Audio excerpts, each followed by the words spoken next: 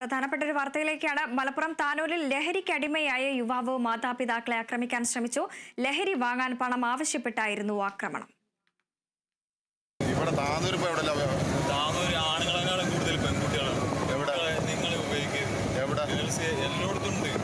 പക്ഷേ മലയാളികൾ എനിക്ക് ഭയങ്കര കാര്യമാണ്. ഞാൻ ഇവിടെ വല്ലാണ്ട് ഉണ്ടാവില്ല. മലയാളീസിനെ എനിക്ക് ഇഷ്ടമാണ്. പക്ഷേ മലയാളീസ് പെൺകുട്ടികളെയൊക്കെ ഉപയോഗിക്കുമ്പോൾ അതിനൊക്കെ അനുസരിച്ചുള്ള രീതി നിങ്ങൾ വെറുതെ ചോറ് തിന്നലാണെങ്കിൽ മെത്തൊന്ന് ഉപയോഗിച്ച് വെറുതെ എൻ്റെ വാപ്പാനിപ്പോൾ കൈക്കോടായിട്ട് തലക്കടിക്കാൻ ശ്രമിച്ചില്ല. അതെന്തുകൊണ്ട്? അത് ഞാൻ മാനസികമായിട്ട് തകർന്നുകൊണ്ടാ? മാനസികമായിട്ട് തകർന്നല്ല, വെറുതെ ടേസ്റ്റ് നോക്കാൻ വേണ്ടി തുടങ്ങിയതാണ്. പിന്നെ പെട്ടെന്ന് എനിക്ക് എന്താ പറയുക, നിർത്താൻ പറ്റാത്തൊരവസ്ഥ ഒരു സ്റ്റേജിലേക്ക് കടന്നുപോയി. പിന്നെ ഞാൻ എക്സസൈസ്, പുഷപ്പ്, യോഗ ഒക്കെ ചെയ്ത് നല്ല കുറച്ച് നിർത്തി കുറഞ്ഞു വരുന്നുണ്ട്. ഇപ്പോൾ വേണ്ട, മറ്റ് വേണ്ട, ജീവിതം രക്ഷപ്പെടുത്താൻ വേണ്ടി ഞങ്ങൾ കൊണ്ടുപോകണം. ആയിക്കോട്ടെ. തിരിച്ചു വരൂലേ? തിരിച്ചു വരും. ഉറപ്പല്ലേ? വന്നാൽ താനൂർ പോലീസിനെ സഹായിക്കും തീർച്ചയായിട്ടും. കാരണം ഞാൻ താനൂർക്കാരനാണ്.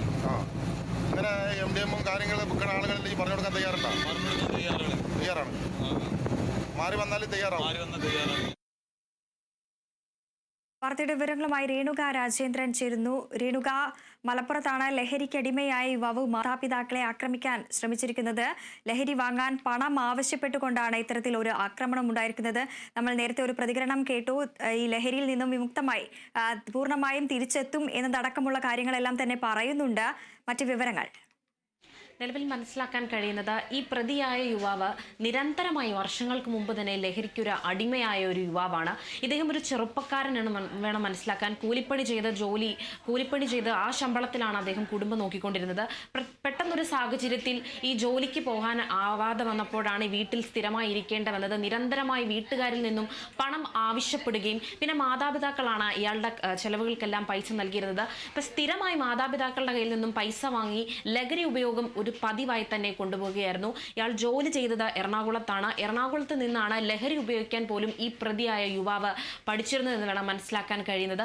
നിരന്തരമായി മാതാപിതാക്കളോട് ഈ ലഹരിക്ക് ആവശ്യമായുള്ള പണം ചോദിച്ച് കലഹം ഉണ്ടാകുന്നുണ്ട് ആ വീട്ടിൽ. ഇന്നലെ വൈകുന്നേരം ഈ കലഹം വളരെ രൂക്ഷമായ ഒരു സാഹചര്യത്തിലേക്ക് എത്തിയിട്ടുണ്ടായിരുന്നു. ആദ്യം അച്ഛനോട് ഈ യുവാവ് മരുന്ന് വാങ്ങിക്കാൻ, അല്ലെങ്കിൽ ലഹരി മരുന്നിന് ആവശ്യമായിട്ടുള്ള പണം ആവശ്യപ്പെട്ടപ്പോൾ അച്ഛൻ നൽകിയില്ല. അതിനെ തുടർന്നാണ് അച്ഛനെ മൺവെട്ടി ഉപയോഗിച്ച് ആക്രമിക്കാൻ ശ്രമിച്ചത്. അമ്മയും ഇതേ സാഹചര്യത്തിൽ തന്നെ തടുക്കാൻ ശ്രമിച്ച അമ്മയെയും ഈ യുവാവ് ഉപദ്രവിക്കുന്നുണ്ടായിരുന്നു. തുടർന്ന് അമ്മ നാട്ടുകാരെ വിളിച്ചുകൂട്ടി യുവാവിനെ പിടിച്ച് കയ്യും കാലും കെട്ടി താനൂർ പോലീസിലേക്ക് ഏൽപ്പിക്കുകയായിരുന്നു. പിന്നീടാണ് ഈ യുവാവിനെ പോലീസുകാർ ഡി അഡിഷൻ സെന്ററിലേക്ക് മാറ്റുന്നത്. ആ ദൃശ്യങ്ങളിൽ വളരെ വ്യക്തമായി കാണുന്നുണ്ട്. മാറി വരാൻ തയ്യാറാണോ എന്ന് ചോദിക്കുമ്പോൾ പോലും യുവാവ് തയ്യാറാണെന്നാണ് പറയുന്നത്. നേരത്തെ ഇങ്ങനൊരു ലഹരി ഉപയോഗം ഇയാൾക്കില്ലായിരുന്നു. എറണാകുളത്ത് വന്ന് ജോലിയുമായി ഏർപ്പെട്ട് ഇവിടെ നിന്ന്, അല്ലെങ്കിൽ എറണാകുളം ജില്ലയിൽ നിന്ന് തുടങ്ങിയ ഒരു ശീലമാണ് ജോലിയോടൊപ്പം തന്നെ ഒരു ലഹരി എന്നുള്ളത് ഇയാളിൽ എത്തിയിരിക്കുന്നത്. ലഹരിയുടെ ഉപയോഗം ഇയാൾ ജോലി വിട്ട് വീട്ടിൽ ഇരിക്കേണ്ടി വരുന്ന ഒരു അവസ്ഥയിലേക്ക് മാറ്റി, മാതാപിതാക്കളെ നിരന്തരമായി ശല്യം ചെയ്ത് ലഹരി ഉപയോഗിക്കുന്ന ഒരു അവസ്ഥയിലേക്ക് മാറ്റി, നിവൃത്തികെട്ട്, അല്ലെങ്കിൽ ഇയാളുടെ ഉപദ്രവത്തിൽ നിന്നും നിവൃത്തികെട്ട് മാതാപിതാക്കൾ തന്നെ പോലീസിലേക്ക് ഏൽപ്പിക്കുകയായിരുന്നു എന്ന് വേണം മനസ്സിലാക്കാൻ കഴിയുന്നത്. മാറി വരാൻ തയ്യാറും കൂടിയാണ് യുവാവ്.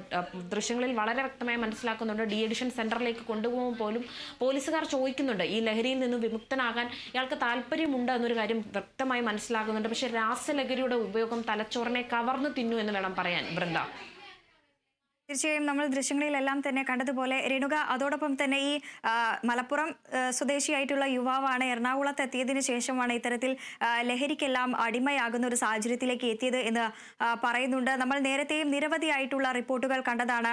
കൊച്ചി പ്രധാനമായും ഒരു ലഹരി ഹബ്ബായി മാറി എന്നതടക്കം അതിനെ സ്ഥിരീകരിക്കുന്ന ഒരു തരത്തിലേക്കാണ് ഈ ഒരു വാർത്തകളെല്ലാം തന്നെ കടക്കുന്നത്. അതോടൊപ്പം തന്നെ ഈ യുവാവ് പറയുന്നുണ്ട്, നിരവധിയായിട്ടുള്ള സ്ത്രീകൾ, അതല്ലെങ്കിൽ പെൺകുട്ടികൾ, വിദ്യാർത്ഥികളടക്കമാണ് ഇത്തരത്തിൽ ഈ ലഹരിക്ക് അടിമയാകുന്നത് എന്നതടക്കം പറഞ്ഞു വെക്കുന്നുമുണ്ട്, അല്ലേ?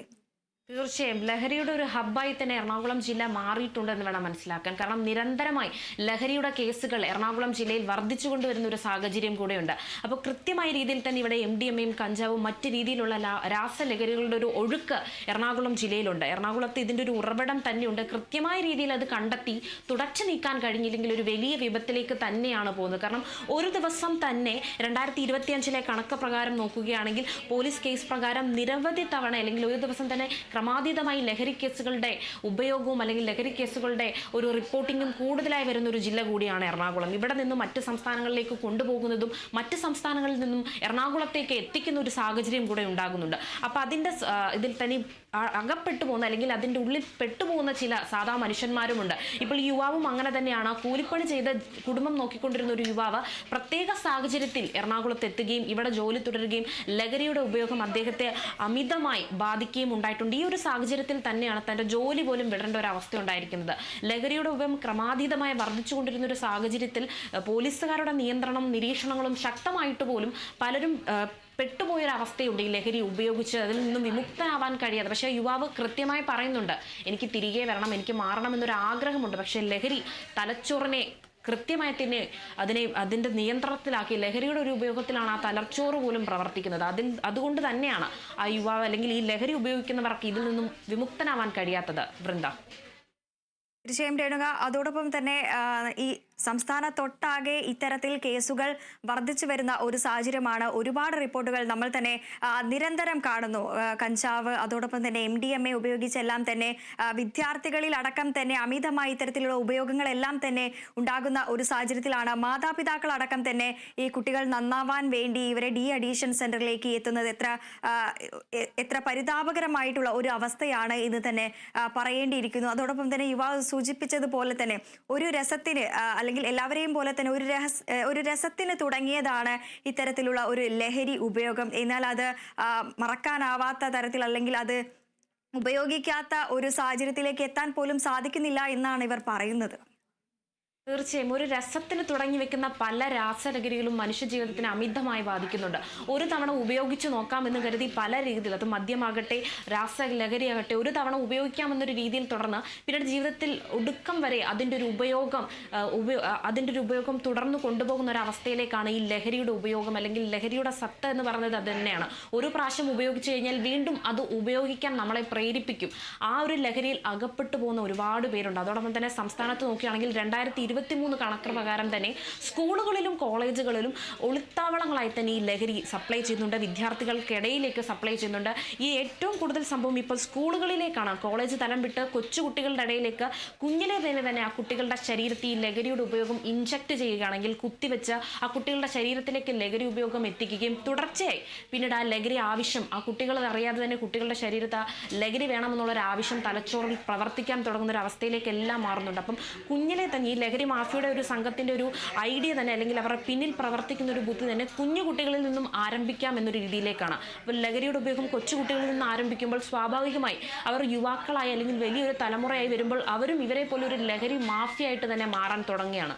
ലഹരിയുടെ ഒരു ആവശ്യം, ശരീരത്തിൽ ചോരയും വെള്ളം വേണമെന്ന് പറയുന്ന പോലെ തന്നെ ലഹരിയും ആവശ്യമാണ് എന്നൊരു രീതിയിലേക്ക് തന്നെ ഇപ്പം സംസ്ഥാനം ഒട്ടാകെ ഈ ലഹരിയുടെ ഉപയോഗം വ്യാപകമായി മാറുന്നുണ്ട്. ഒരു പക്ഷേ നാളെ ലഹരിയുടെ ഉപയോഗം അല്ലെങ്കിൽ ലഹരി എന്ന് ചോദിക്കുമ്പോൾ മറ്റ് സംസ്ഥാനങ്ങൾക്ക് കേരളത്തെ ചൂണ്ടിക്കാണിക്കേണ്ട ഒരു അവസ്ഥയിലേക്ക് വരും. ഉദാഹരണമായി കേരളത്തിൽ ഏറ്റവും കൂടുതൽ ലഹരി ഉപയോഗം ഉണ്ടാകുന്നുണ്ട് രീതിയിലേക്ക് ബാംഗ്ലൂർ പോലെ തന്നെ കേരളത്തിൽ എറണാകുളം ജില്ല ലഹരിയുടെ ഒരു ഹബ്ബായി മാറിക്കൊണ്ടിരിക്കുകയാണ്. ഈ മാതാപിതാക്കളുടെ അവസ്ഥ പോലും വളരെ ദാരുണമാണ്.